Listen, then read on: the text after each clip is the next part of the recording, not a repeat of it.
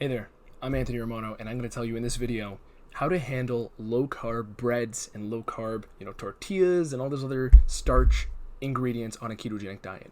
This is an area of a lot of confusion, and if you've seen my other videos, you know that I talk about net carbs and basically how there's a lot of lies surrounding net carbs. What a lot of people will do is they'll go by this measuring stick of net carbs, and that's a huge problem for reasons I'm going to explain in this video.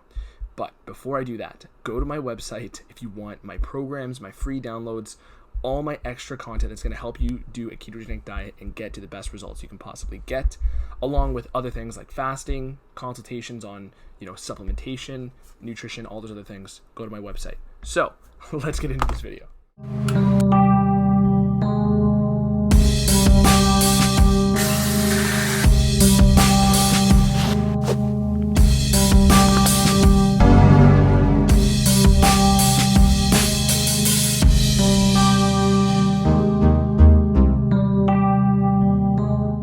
So, I've been doing the ketogenic diet since I was 15 years old. That's 8 years now, I'm 23, and I've done it in every single way possible. I've done years of doing the whole net carb thing. I've coached people for years about avoiding that and how to handle it properly. But here's the thing. Low carb breads are still a problem on keto, okay? And here's an example. So the reason I had the idea for this video is because one of my clients had messaged me, and he basically said, I blurred out his name there, hey, is this keto? Like, I found this tortilla in the grocery store, and basically, some people have these things at home. Sometimes people buy the whole grains, the whole wheats. What's the stance on that? I'm going to tell you. I'm going to tell you in this video. So listen here.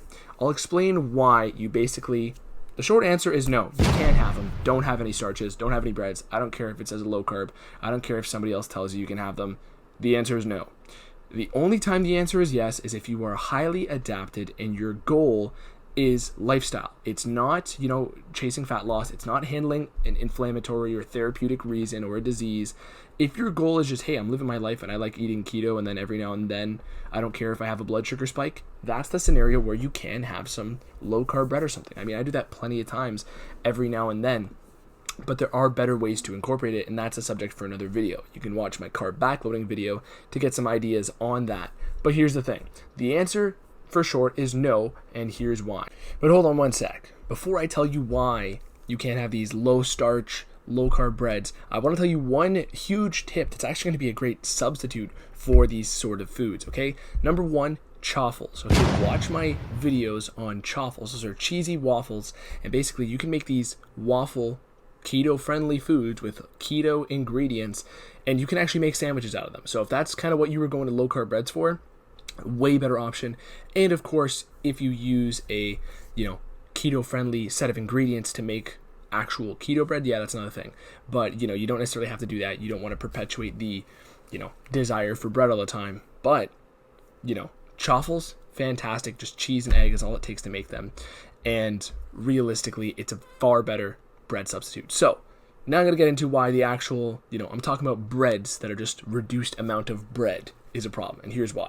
And here's why other people who will tell you the answer is that you can have them are wrong. So most people go by this measuring stick of net carbs, which means you subtract your fiber from your total carbs. And basically, fibrous carbs are not going to be digested. They're just going to pass through your gut, and they're not going to raise your blood sugar.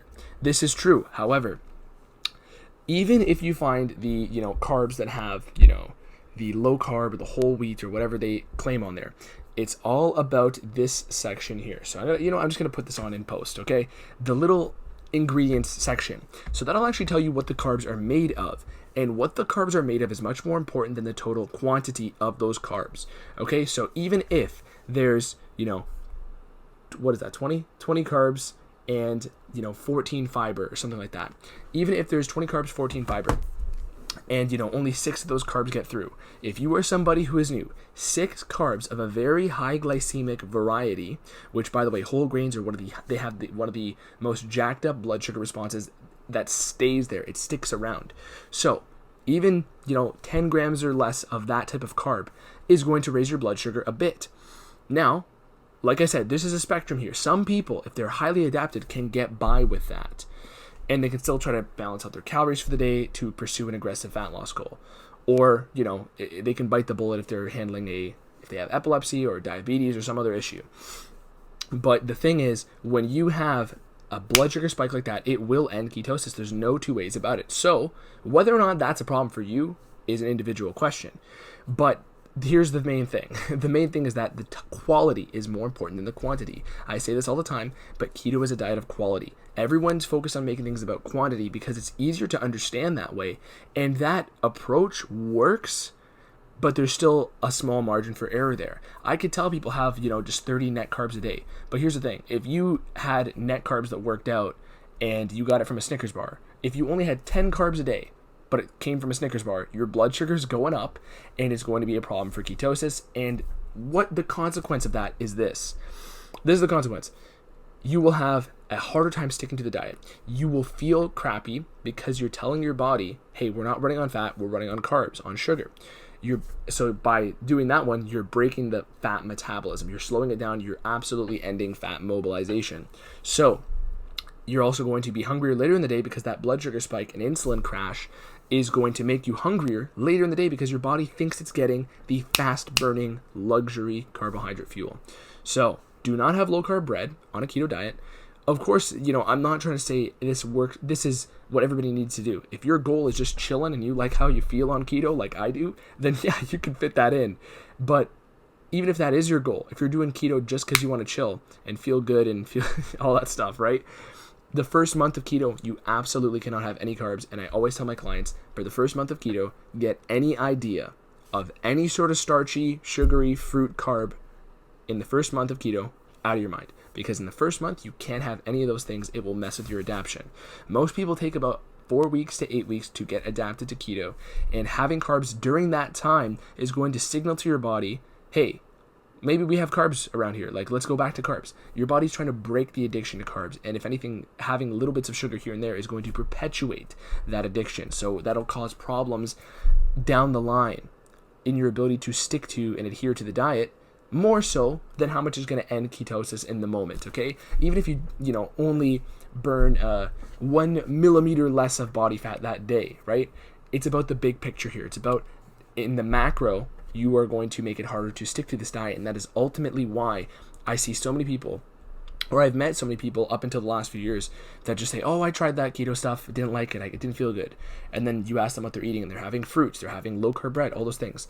Those foods are not designed to be had on keto, and keto is a metabolic state that we would have accessed when there were no carbs around in nature. In the wintertime, no carbs grow. Think about that.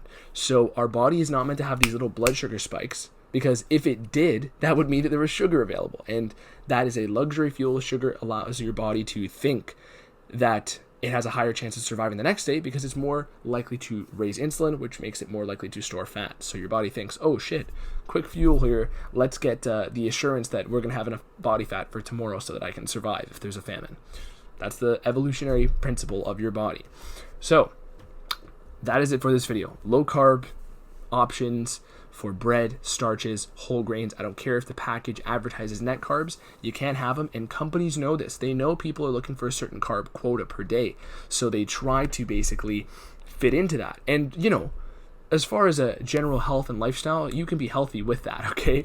It's just that for people pursuing certain goals, you will mess up your goals if you have those foods, especially if it's the first couple months of a keto diet. So don't have them. Like my video and subscribe to me right now, and also follow my Instagram. And, ask me some questions. I'll do my best to answer you. And also make sure you go to my website, check out my free downloads, check out my programs, check out my coaching, all that stuff. Okay? If you want to be somebody who's able to message me and send me pictures of your groceries and say, hey, dude, is this keto friendly or not? Should I put it back? I will be happy to save you the grocery costs on that and not waste your money with that. So I highly recommend you to follow my Instagram or go to my website to actually apply for a free consultation call. And we can work together if, everything works out right after we get to speak with one another. So that's it for the video. See ya. Anthony Romano.